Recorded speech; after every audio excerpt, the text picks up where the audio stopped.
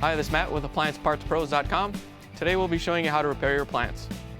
Remember, anytime you work on an appliance, make sure it's unplugged or the circuit breakers are off so there's no chance of electrocution.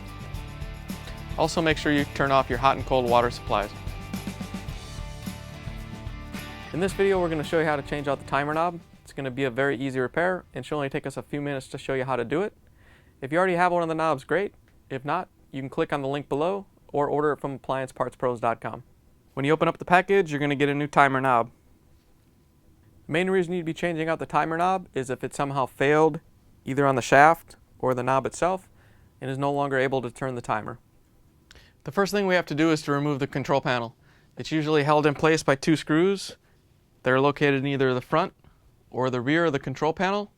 Some models have trim covers that you have to lift off to gain access to the screws, and on other models they have spring clips that you have to slip a putty knife underneath to release them. Once you have your screws out, slide the control panel forward about 1/2 inch and lift it back over the back of the machine. There's two reasons you'd change the knob out. Either it's scratched up or cosmetically doesn't look good and you just want to update it with a new one, or the old knob broke off and it's either missing or not on the timer shaft. So we'll show you both ways how to do it. If you notice on the back of the timer, when you slowly turn the timer knob, there's a tab that turns. You have to grab this with your needle nose pliers, hold on to it, and then pull the knob off from the front. Whether you're replacing the old knob or replacing one that broke off, you do have to look at the timer shaft and make sure that neither one of these legs have broken off. If either one of these is broken off, the new knob or the old knob is not going to stick on it and you're going to have to replace the whole timer. Here's the old knob next to the new knob. You'll notice that it looks a little bit different on both the front and the back sides, but they redesigned many knobs over the years, and as long as it goes on there and fits properly, it'll function okay. When you look down the timer shaft, you'll notice that there's two flats that angle into the center. Those two flats go along this angled section right here, not on the side section. So once you get it lined up, all you have to do is push it on.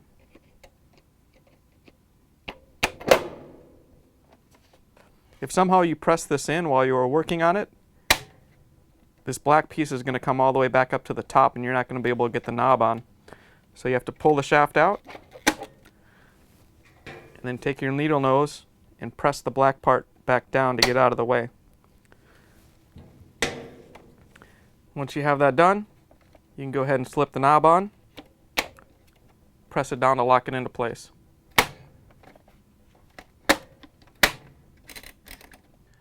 To close up the console, all you do is rotate it forward over the front of the machine.